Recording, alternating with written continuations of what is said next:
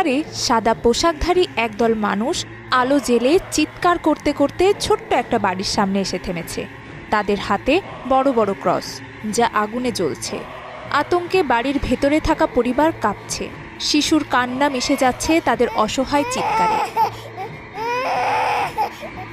তাদের একটাই অপরাধ, তারা কৃষ্ণাঙ্গ। আর মুখোশধারী এই দলটি হল কু ক্লাক্স ক্ল্যান, যুক্তরাষ্ট্রের ইতিহাসের সবচেয়ে ভয়ঙ্কর ও ঘৃণ্য সন্ত্রাসী সংগঠন। সাদা চামড়ার আধিপত্যবাদ, ধর্মীয় উগ্রতা ও জাতিগত বিদ্বেষের বিষে গড়ে ওঠা দলটি শুধু আমেরিকানদেরই নয়, সমগ্র মানবতার জন্যই লজ্জার। এদের গল্পের শুরু 1865 সালের ডিসেম্বরে। আমেরিকায় গৃহযুদ্ধ সবে শেষ। দাসপ্রথার পক্ষে যুদ্ধ করা কনফেডারেটরা হেরে গেছে। কৃষ্ণাঙ্গরা নতুনভাবে কিছুটা স্বাধীনতা পেতে শুরু করেছে। কিন্তু দক্ষিণের সাদা চামড়ার একদল ক্ষমতালিপ্সু মানুষ এই পরিবর্তন মেনে নিতে পারল না। তারা চাইল যেভাবেই হোক নিজেদের মনিবের আসনে রাখতে হবে। কৃষ্ণাঙ্গরা যেন কিছুতেই সম অধিকার না পায়। তখন টেনেসির পুলাস্কি শহরে কয়েকজন সাবেক কনফেডারেট অফিসার মিলে এক সামাজিক ক্লাব বানালেন। নাম দিলেন কু ক্ল্যাক্স ক্ল্যান, সংক্ষেপে KKK। গোষ্ঠীর প্রথম গ্র্যান্ড উইজার্ড ছিলেন নাথান বেডফোর্ড ফরেস্ট, এক সাবেক কনফেডারেট জেনারেল। ফরেস্টের নেতৃত্বে ক্ল্যান সন্ত্রাস ও সহিংসতার এক ভয়ঙ্কর অধ্যায় শুরু করে। শুরুতে তারা মুখোশ পরে লোককে ভয় দেখাত, কিন্তু খুব দ্রুতই এটা পরিকল্পিত হত্যা, আগুন লাগানো, পিটিয়ে জখম করার মতো তৎপরতা শুরু করে। এদের তাণ্ডবে বহু কৃষ্ণাঙ্গ পরিবার শহর ছেড়ে পালাতে বাধ্য হয়েছে। এমনকি কৃষ্ণাঙ্গদের পাশে দাঁড়ানো সাদা মানুষও নিস্তার পায়নি। কু ক্ল্যাক্স ক্ল্যান হয়ে উঠল সেই সকল সাদাদের জন্য একটা গোপন মিলিশিয়া ধাঁচের সংগঠন, যারা ত্রাস ছড়িয়ে কৃষ্ণাঙ্গদের অধিকারগুলো দমন করে রাখবে। 1868 সালে লুইজিয়ানার সেন্ট ল্যান্ড্রিতে ক্ল্যানের সদস্যরা এক রাতে 200 জন কৃষ্ণাঙ্গ কর্মীকে হত্যা করে। তাদের অপরাধ ছিল শুধুমাত্র ভোট দেওয়ার চেষ্টা করা।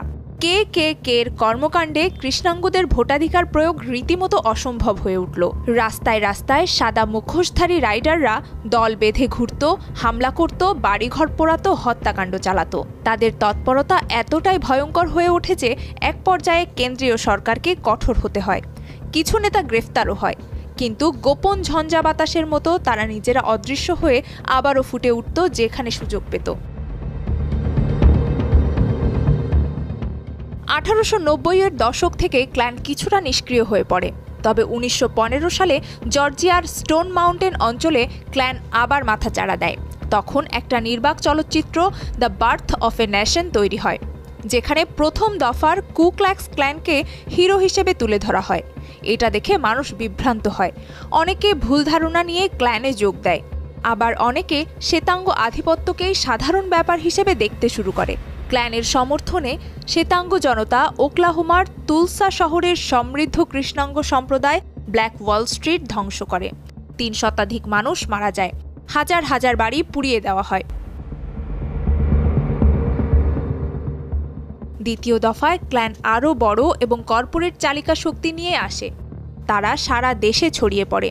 উত্তরের বড় বড় শহর, মধ্য পশ্চিম, এমনকি পশ্চিমাঞ্চলেও তাদের শাখা দাঁড়ায়। সদস্য সংখ্যা কখনো কখনো লাখ পেরিয়ে গেছে।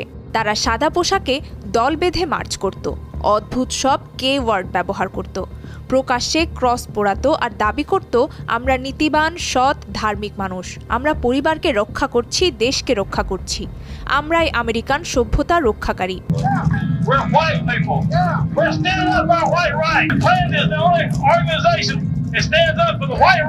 এই দফায় কৃষ্ণাঙ্গ ছাড়াও তারা টার্গেট করে ইহুদি, ক্যাথলিক আর নতুন কিছু অভিবাসী সম্প্রদায়কে।